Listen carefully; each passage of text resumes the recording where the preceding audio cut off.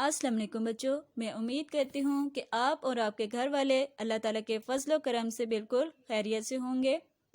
बच्चों, आपके school Pakistan overseas higher secondary school और दुख्तरान मिल्लत हायर सेकेंडरी स्कूल का ये नस्बुल-ऐन है कि वो आपको कुरान और सुन्नत की रोशनी में मुस्तकबिल का एक अच्छा फ़र्द बनने में किरदार अदा करे। बच्चों, ये जमात अव्वल का उर्दू का वीडियो सबक है। आज तारीख है 30 जून 2020 और आज दिन है मंगल का। आज का सबक शुरू करने से पहले हम लोग आज की अच्छी बात देख लेते हैं। रसूलुल्लाह सल्लल्लाहु अलैहि वसल्लम ने इरशाद फरमाया, एक दूसरे से हसद न करो।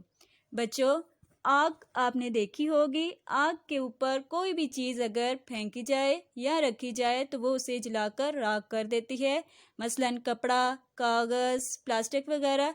बिल्कुल इसी तरीके से आग, हसद भी एक ऐसी चीज़ है जो कि हमारी ज़िंदगी भर की तमाम नेकियों को खा जाती है।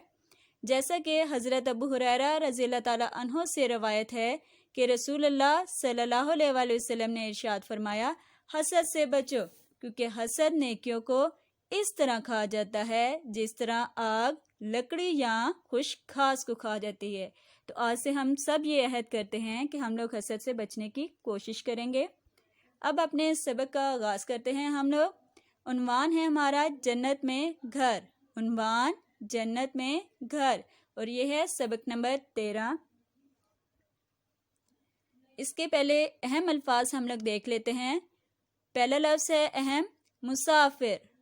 मुसाफिर, लागर, लागर, जन्नत, जन्नत, रेंगती, रेंगती, घोंसला, घोंसला। अब इसकी पढ़ाई की तरफ हम लोग आएंगे। सुबह का वक्त था, दानिश स्कूल जा रहा था। अचानक उसकी नज़र एक बूढ़े मुसाफिर पर पड़ी। वो दरख्त के साथ टेक लगाए बैठा था। उसके पास एक लागर सी बकरी थी। बूढ़ा आदमी बहुत परेशान लग रहा था। दानिश उसके पास गया, सलाम किया और पूछा, बाबा जी, आप क्यों परेशान हैं? बूढ़े ने जवाब दिया, बेटा, मेरा बटवा खो गया है। भूख, प्यास और थकावट की वजह से मेरे लिए चलना मुश्किल हो गया है, इसलिए यहाँ आकर बैठ गया हूँ। दानिश को अम्मी की बात याद आई कि किसी की मदद करना नेकी है और नेकी करने वाले को जन्नत मिलती है। अब बच्चों, इसके अहम अल्फाज हम लोग देख लेते हैं। सबसे पहला अहम लफ्ज़ है आपका सुबह।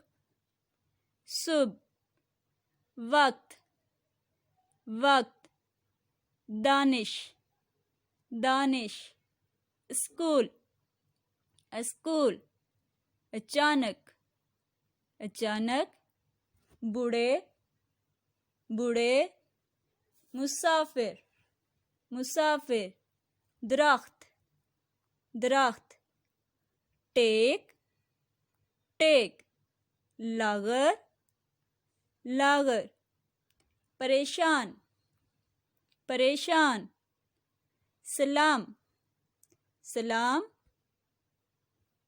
बटवा, बटवा। अब ये बेटा तीनों अहम अल्फाज जो हैं एक तरतीब से लिखे हुए हैं, उनको भी हम लोग देखेंगे। भूख, भूख, प्यास, प्यास, थकावट, थकावट, मुश्किल, मुश्किल, अम्मी, अम्मी, मदद, मदद, नेकी, नेकी, जन्नत, जन्नत। उसके बाद आगे देख लेते हैं हम लोग। दानिश ने जल्दी से अपनी पानी की बोतल निकालकर बूढ़े को पानी पिलाया और अपने खाने के डब्बे से रोटी निकालकर बूढ़े मुसाफिर को दे दी। बूढ़े ने उसे बहुत दवाएं दी। हाँ जी बच्चों, यहाँ तक हम लोग आज रीडिंग करेंगे, आज पढ़ाई करेंगे। इसके अहम अल्फाज हम लोग देख लेते हैं। दानिश, दानिश, ये पहले भी आया था ना। हाँ जी, ये सबक का अहम फ़र्द है, यानी कि ये बच्चे से मुतल्लिक ये कहानी है। दानिश, पानी, पानी, बोतल, बोतल, पिलाया, पिलाया, रोटी, रोटी, दुआएं, दुआएं।